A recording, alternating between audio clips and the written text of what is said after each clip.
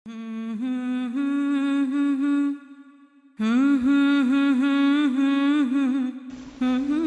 ونصلي على رسوله الكريم اما بعد فاعوذ بالله من الشيطان الرجيم بسم الله الرحمن الرحيم رب اشرح لي صدري ويسر لي امري واحلل عقدة من لساني يفقهوا قولي۔ صحابیات کے حالات خاص طور پر پڑھانے کا ارادہ اس لیے کیا گیا کہ خواتین کے لیے قریب کی رہنمائی خواتین کی زندگی میں ہوتی ہے۔ بحیثیت ایک مسلمان خاتون کے ہمیں کیا کرنا چاہیے اور کیا نہیں کرنا چاہیے، اور ہمارے کس رول میں ہمارے لیے کیا اجر ہے، اور صحابیات میں سے وہ صحابیات جن کو جنت کی بشارت دی گئی اور جن کے درجات بلند ہوئے اور جنہوں نے دین میں بڑی خدمات انجام دی، ان کا طرز عمل کیا تھا، اس میں ہم سب کے لیے رہنمائی ہے۔ بسم اللہ الرحمن الرحیم۔ سیدہ اسماء بنت ابی بکر الصدیق رضی اللہ تعالی عنہا، نام اسماء، والد کا نام سیدنا ابو بکر الصدیق رضی اللہ عنہ، جو ہجرت کے وقت رسول اللہ صلی اللہ علیہ وسلم کے رفیق سفر اور غار ثور کے دوسرے مکین تھے، یعنی اس میں موجود تھے۔ والدہ کا نام قتیلہ بنت عبد العزیٰ تھا اور خاوند میدان جہاد کے نامور شاہ سوار اور اسلام قبول کرنے میں سبقت کا اعزاز حاصل کرنے والے جلیل القدر صحابی سیدنا زبیر بن عوام تھے۔ ان کو بھی جنت کی بشارت دی گئی تھی نا۔ والد کی جانب سے ان کی ہمشیرہ ام المومنین سیدہ عائشہ صدیقہ تھی، یعنی والد کی جانب سے یہ بہن تھی، ان دونوں کی والدائیں فرق تھیں۔ ان کے بیٹے کا نام عبداللہ بن زبیر تھا۔ ہجرت کے بعد مہاجرین کے ہاں پیدا ہونے والا یہ سب سے پہلا بچہ تھا۔ جب سیدنا ابو بکر نے اسلام قبول کر لیا تو اپنی رفیقہ حیات ام رومان اور ان کے بطن سے پیدا ہونے والی اولاد کو اسلام کی دعوت دی، تو انہوں نے اور ان کی بیٹی سیدہ عائشہ نے برضا اور رغبت اسلام قبول کر لیا۔ اسماء اور ان کے بھائی عبداللہ نے اسلام قبول کرنے کی سعادت حاصل کر لی۔ سیدہ اسماء رسول اللہ صلی اللہ علیہ وسلم کی ہجرت کی روانگی کی داستان کچھ یوں بیان کرتی ہیں کہ جب رسول اللہ صلی اللہ علیہ وسلم نے مدینہ کی طرف ہجرت کرنے کا ارادہ کیا تو میں نے رسول اللہ صلی اللہ علیہ وسلم اور ابو بکر صدیق کے لیے کھانا تیار کیا۔ ہمیں کھانے کے تھیلے اور پانی کے مشکیزے کا منہ باندھنے کے لیے کوئی رسی نہ ملی۔ میں نے سیدنا ابو بکر صدیق سے کہا، اللہ کی قسم، میرے کمر بند کے علاوہ میرے پاس کوئی چیز نہیں جس سے تھیلے اور مشکیزے کا منہ باندھ سکوں۔ انہوں نے فرمایا، ازار بند پھاڑ کر 2 حصے کر لو، ایک کے ساتھ مشکیزے اور دوسرے کے ساتھ کھانے کے تھیلے کا منہ باندھ دو۔ تو میں نے ایسے ہی کیا۔ اس بنا پر میرا نام ذات النطاقین یعنی 2 ازار بندوں والی رکھ دیا گیا۔ فرماتی ہے کہ اس موقع پر رسول اللہ صلی اللہ علیہ وسلم نے میرے حق میں یہ دعا کی، ابدلک اللہ بنطاقک ھذا نطاقین فی الجنہ۔ بخاری کی روایت ہے، تیرے اس کمر بند کے بدلے اللہ سبحانہ و تعالیٰ تجھے جنت میں 2 کمر بند عطا فرمائے گا یا عطا فرمائے۔ ٹھیک ہے، اس واقعے کو آپ نے پہلے بھی پڑھا ہے، لیکن اس میں نئی بات کون سی ہے؟ دعا۔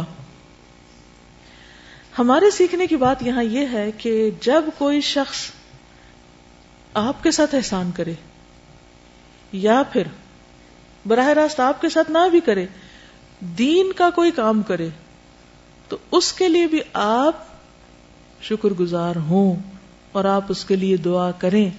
اب آپ دیکھیے کہ یہ اب ہم دور سے ہسٹری کو پڑھ رہے ہیں نا، ہاں حضرت اسماء ایسا کر رہی ہیں، حضور صلی اللہ علیہ وسلم یہ کہہ رہے ہیں، لیکن اس وقت جب سر پہ پڑی ہوتی ہے کہ آپ کو خوف کے مارے، سوچئے سچویشن کون سی ہے کہ دشمن پیچھے ہے، آپ کو فوری نکلنا ہے، کتنی ایمرجنسی ہوگی۔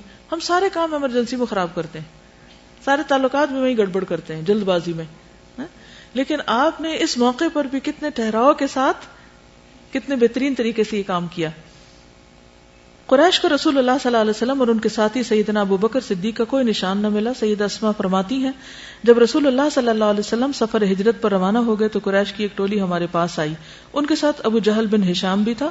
وہ لوگ سیدنا ابو بکر صدیق کے دروازے پر آئے۔ میں گھر سے باہر آئی تو انہوں نے کہا، تیرا باپ ابو بکر کہاں ہے؟ میں نے کہا، اللہ کی قسم مجھے نہیں معلوم کہ میرا باپ کہاں ہے۔ سیدہ اسماء فرماتی ہیں، ابو جہل نے میرے رخسار پر تمانچہ رسید کر دیا جس سے میرے کان کی بالی دور جا گری۔ فرماتی ہیں کہ پھر قریشی واپس چلے گئے۔ 3 دن گزر گئے، ہم نہیں جانتے تھے کہ رسول اللہ صلی اللہ علیہ وسلم نے کس طرف کا رخ کیا ہے۔ پھر ہمیں معلوم ہوا کہ آپ نے مدینہ منورہ جانے کا ارادہ کیا ہے۔ آپ کے ساتھ میرے ابا جان، غلام عامر بن فہیرہ اور راستے کی رہنمائی کرنے کے لیے عبداللہ بن اریقت بھی تھے۔ اب آپ دیکھیے کہ اس پورے خاندان نے کس طرح دین کو سپورٹ کیا. خود ابو بکر، ان کے بچے، ان کے غلام اور ان کی اونٹنیاں. یہ نیکی کے مواقع بھی اللہ کسی کسی کو دیتا ہے کہ جس کو جان اور مال دونوں لگانے کی توفیق دے دے. اللہ ہمیں ان لوگوں میں شامل کر لے. عمدہ ذہانت، یعنی حضرت اسماء بہت ذہین خاتون تھی. امام احمد بن حنبل اپنی سند سے بیان کرتے ہیں کہ سیدہ اسماء بنت ابی بکر سے روایت ہے کہ جب رسول اللہ صلی اللہ علیہ وسلم سفر ہجرت پر روانہ ہوئے تو آپ کے ساتھ سیدنا ابو بکر صدیق بھی روانہ ہوئے. سیدنا ابو بکر اپنا سارا مال 5 یا 6 ہزار درہم اپنے ساتھ لے گئے. فرماتی ہے کہ ہمارے پاس میرے دادا جان ابو قحافہ آئے. وہ نابینا تھے. ہمیں کہنے لگے اللہ کی قسم میرے بیٹے نے تمہیں ذاتی اور مالی صدمہ پہنچایا، تمہارے ساتھ اچھا نہیں کیا.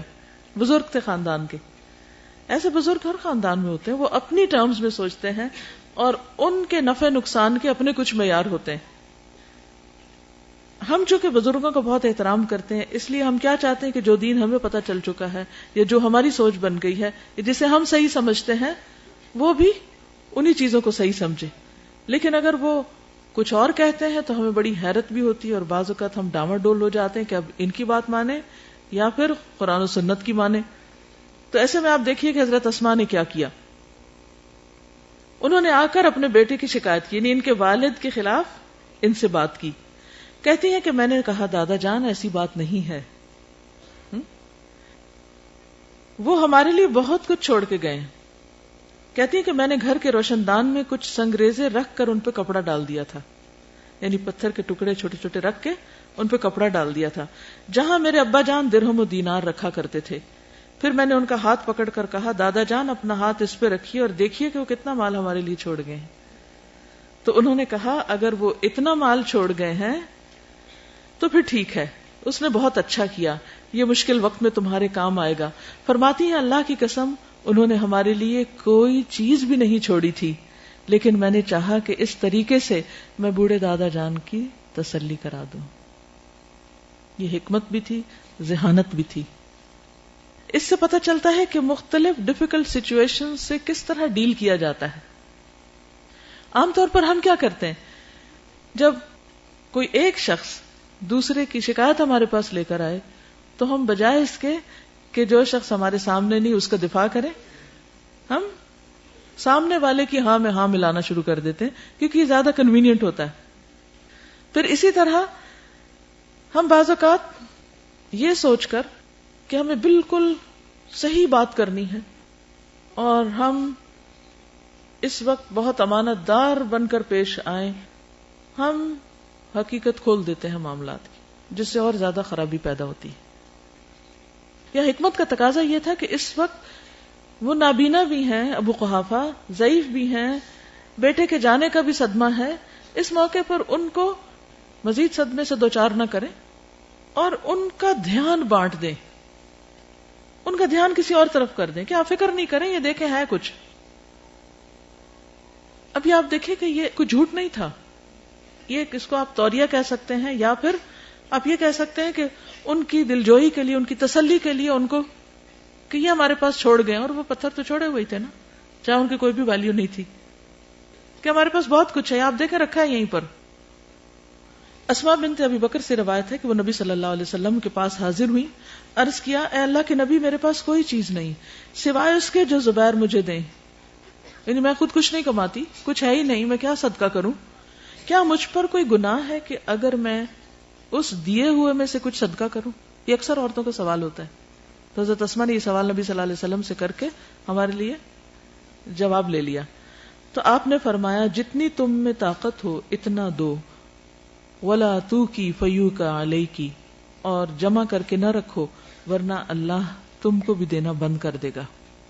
یعنی جو پیسے شوہر تمہیں دے دیتا ہے خرچ کرنے کے لیے اور اس سے تم دنیا کی چیزیں، گھر کی ضرورت کی چیزیں لے رہی ہو تو اس میں سے صدقہ بھی کر دو جتنی تم میں استطاعت ہے.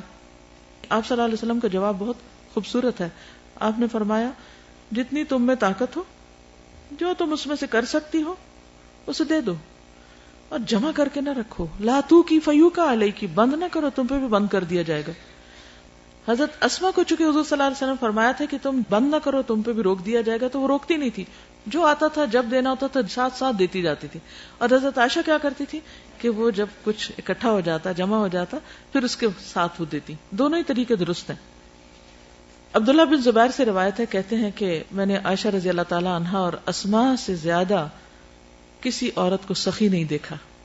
بہت زیادہ سخاوت کرتی تھی. ان کی سخاوتیں دو طرح کی تھی. حضرت عائشہ جمع کیا کرتی تھی اور ذرا ذرا جمع کرتی تھی، جب کچھ جمع ہوتا تو تقسیم کرتی، اور حضرت اسما کل کے لیے جمع نہیں کرتی تھی، ساتھ ہی دے دیتی تھی. اب آپ میں سے جس کو جو سوٹ کرے وہ طریقہ اختیار کر لے. اس سے یہ پتہ چلتا ہے کہ دین میں وسعت ہے. کسی ایک لگے بندھے طریقے کو دین سمجھنا اور اس سے ذرا ادھر ادھر ہونا، اس کو غیر دین سمجھنا، یہ درست نہیں. ہر شخص کو اپنے حالات کے مطابق نیکی کے کام کرنے چاہیے. اصل چیز ہے مقصد کا حصول. اسلام کے ساتھ وابستگی. سیدہ اسما کو اپنے دین پر فخر تھا. وہ دین اسلام کے احکامات پر عمل پیرا تھی. ان کے تقوی نے انہیں اس بات پر آمادہ کیا کہ رسول اللہ صلی اللہ علیہ وسلم سے یہ دریافت کریں کہ کیا وہ اپنی والدہ کا استقبال کر سکتی ہیں کیونکہ وہ مشرکہ ہیں. ان کی والدہ کو ایک دفعہ کچھ ضرورت پڑ گئی تھی اور وہ مسلمان نہیں تھی، تو وہ مدینہ آئی تھی. اب جب انہیں پتا چلا تو یہ پریشان ہوئی کہ وہ تو مسلمان نہیں ہے، کیا میں ان کی مدد کروں؟ بعض سچویشن ایسی پیش آ جاتی ہیں مختلف لوگوں کو. تو امام مسلم نے یہ روایت اپنی کتاب صحیح مسلم میں روایت کی ہے. سید اسما فرماتی ہیں کہ میں نے عرض کیا، اے اللہ کے رسول صلی اللہ علیہ وسلم، میری والدہ میرے پاس بڑی چاہت لے کر آئی ہیں، کیا میں ان سے صلہ رحمی کر سکتی ہوں؟ آپ نے فرمایا ہاں، سلی امکی. ایک دوسری روایت میں کچھ اس طرح ہے. ابو قریب محمد بن العلا سے روایت ہے، وہ کہتے ہیں کہ ہمیں ابو اسامہ نے ہشام سے اور اس نے اپنے باپ کے حوالے سے حدیث بیان کی. اس نے حضرت اسما رضی اللہ تعالی عنہا سے، وہ فرماتی ہے کہ میرے پاس میری والدہ اس دور میں آئی جبکہ رسول اللہ صلی اللہ علیہ وسلم نے قریش کے ساتھ معاہدہ کر رکھا تھا. کون سا؟ حدیبیہ. میری والدہ مشرکہ تھی. میں نے آپ سے فتویٰ طلب کیا کہ میری والدہ میرے پاس مجھ سے ملنے کی چاہت لے کر آئی ہیں، کیا میں اس سے مل سکتی ہوں؟ آپ نے فرمایا ہاں، اپنی والدہ سے ملو. تو اس سے کیا پتہ چلتا ہے کہ والدین اگر دین پر نہیں، ایون اگر وہ نان مسلمز ہیں یا والدین نہیں کوئی اور بھی رشتہ دار، تو ان سے میل ملاقات رکھی جا سکتی ہے، ان کے ساتھ احسان کا سلوک کیا جانا چاہیے. سید اسما نے اپنی والدہ کو اپنے گھر میں داخل ہونے سے روک رکھا تھا. جب رسول اللہ صلی اللہ علیہ وسلم کا فرمان سنا تو انہوں نے والدہ کو گھر میں داخل ہونے کی اجازت دی. اس سے بھی آپ اندازہ لگائیں کہ ایمانی غیرت بھی کتنی تھی. وہ ایک شک میں تھی کہ پتہ نہیں ایسا کرنا ٹھیک ہے یا نہیں، اور اس کے تحائف قبول کر لیے. اب دیکھیں کہ حضرت اسما کا صرف یہی عمل یعنی ہمیں دین کی غیرت کے بارے میں نہیں بتاتا، یا دین کے بارے میں محتاط انداز مختلف مقامات پر جو آپ کے سوال ہیں نبی صلی اللہ علیہ وسلم سے، یہ سب یہ ظاہر کرتے ہیں کہ وہ کتنی محتاط زندگی بسر کر رہی تھی اور دین کے بارے میں سیکھنے کا ان کا شوق کتنا تھا. اچھا، صدقہ کے علاوہ آپ کو معلوم ہے کہ حضرت عائشہ رضی اللہ تعالی عنہا نے غزوہ بنو المصطلق کے موقع پر ہار کس کا پہنا ہوا تھا؟ حضرت اسما کا. یہ ان کی سوتیلی بہن تھی. اب یہ سوتیلے رشتے کا احترام دیکھیے آپ. اور وہ جہاں بھی سفر پر رہی ہیں اور ہار بھی قیمتی ہے اور وہ ان سے مانگ رہی ہیں اور وہ ان کو دے رہی ہیں. اپنے آپ کو رکھ کے دیکھیے، آپ کی سوتیلی بہن یا آپ کی کزن آپ سے اگر ہار مانگے کسی شادی پہ پہننے کے لیے، دیں گی؟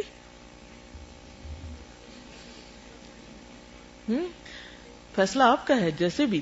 لیکن یہاں میں صرف بتانا یہ چاہتی ہوں کہ دونوں بہنوں کے درمیان کیسے تعلقات تھے.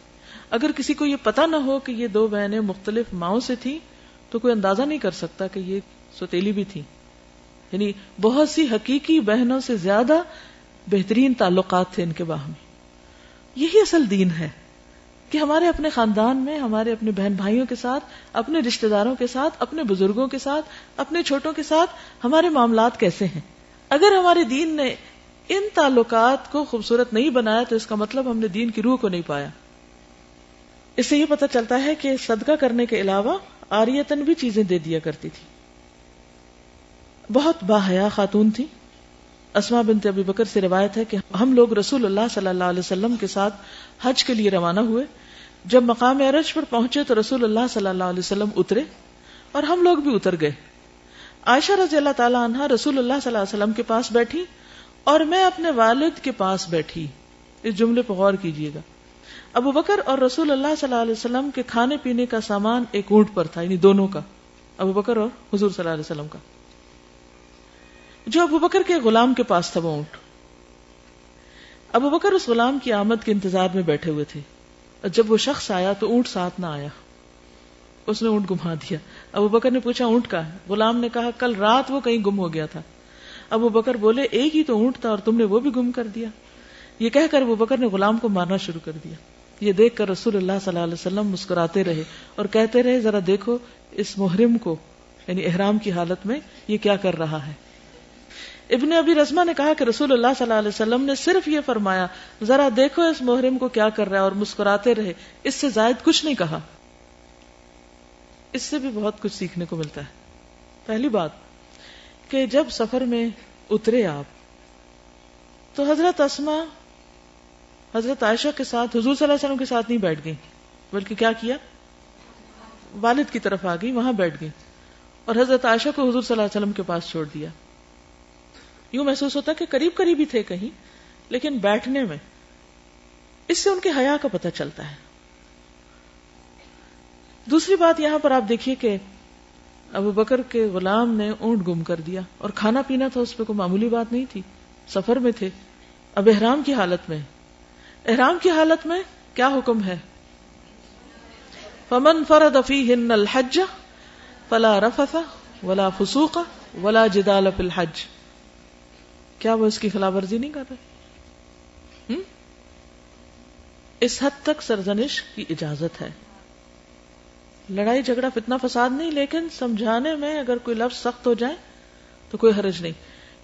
اور اس کا جواز کہاں سے ملتا ہے؟ نبی صلی اللہ علیہ وسلم کے مسکرانے سے، اور ساتھ آپ ان کو یاد دہانی بھی کرا رہے ہیں کہ دیکھو احرام کی حالت میں ہو.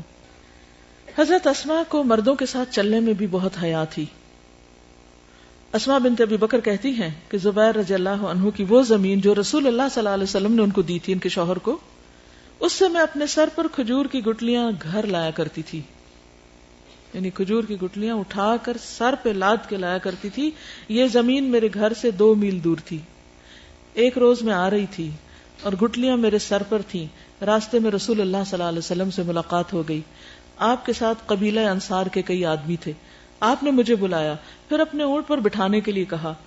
آپ چاہتے تھے کہ مجھے اپنی سواری پر اپنے پیچھے سوار کر لیں، لیکن مجھے مردوں کے ساتھ چلنے میں شرم آئی، کیونکہ آپ کے ساتھ انصار کے اور لوگ بھی تھے. اب سارے مرد ہیں اور یہ ایک اکیلی عورت ہے، تو انہوں نے اس آفر کو قبول نہیں کیا. اور زبیر کی غیرت کا بھی خیال آیا کہ میرے شوہر کو پسند نہیں آئے گا. زبیر رضی اللہ عنہ بڑے ہی غیرت مند تھے. آپ صلی اللہ علیہ وسلم بھی سمجھ گئے کہ میں شرم محسوس کر رہی ہوں، اس لیے آپ آگے بڑھ گئے. آپ نے بھی اصرار نہیں کیا. پھر میں زبیر رضی اللہ عنہ کے پاس آئی اور ان سے واقعہ کا ذکر کیا کہ آپ سے میری ملاقات ہوئی، نبی صلی اللہ علیہ وسلم سے، کہ میرے سر پہ گٹلیاں تھیں اور آپ کے ساتھ چند صحابہ بھی تھے. آپ نے اپنا اونٹ مجھے سوار کرنے کے لیے بٹھایا، لیکن مجھے اس سے شرم آئی اور آپ کی یعنی تمہاری یعنی شوہر کی غیرت کا بھی خیال آیا. اس پر زبیر نے کہا اللہ کی قسم مجھ کو تو اس سے بڑا رنج ہوا کہ تو گٹلیاں لانے کے لیے نکلے. اگر تم نبی صلی اللہ علیہ وسلم کے لیے سوار ہو جاتی تو اتنی غیرت کی بات نہ تھی. یعنی وہ اللہ کے رسول تھے اور تم، یعنی مجھے تو رنج ہوا کہ تم نے ایک چانس گنوا دیا یا آپ کی آفر کو قبول نہیں کیا. اس کے بعد میرے والد ابو بکر نے ایک غلام میرے پاس بھیج دیا. وہ گھوڑے کا سب کام کرنے لگا اور میں بے فکر ہو گئی، گویا انہوں نے غلام بھیج کر مجھے آزاد کر دیا، کیونکہ ان کی زندگی بہت بامشقت زندگی تھی اور کھیت پہ کام کرتی تھی اور شوہر کا ہاتھ بٹاتی تھی، کیونکہ ان کے پاس اور کوئی ملازم اور غلام وغیرہ نہیں تھے. اور پیدل اتنی دور سے، ایک اور روایت میں آتا ہے کہ ایک اور زمین جس سے آتی تھی یہ 3 فرسخ تھی جو تقریباً 9 کلومیٹر بنتی، وہاں سے پیدل اٹھا کے سامان آتی تھی. اس سے کیا پتہ چلتا ہے؟ اور آپ کو معلوم ہے انہوں نے بہت سی احادیث روایت کی ہیں، وہ بہت عبادت گزار تھی، بہت صدقہ گزار تھی، لیکن اس کے ساتھ ساتھ کیا کیا؟ گھر کا کام بھی کیا اور گھر کے علاوہ باہر بھی کام کیا، جاب بھی کی. پھر اسی طرح ان کو فحش گفتگو پسند نہیں تھی، یعنی پرائیویٹ زندگی کے وہ معاملات جو شوہر بیوی کے درمیان ہوتے ہیں، یا ایسی کوئی چیز ان کو اوپر سر عام بیان کیا جائے یا پبلک میں بیان کیا جائے، اس کو یہ ناپسند کرتی تھی. سبحانک اللہم و بحمدک اشہد ان لا الہ الا انت استغفرک و اتوب الیک. السلام علیکم و رحمۃ اللہ وبرکاتہ. Hmm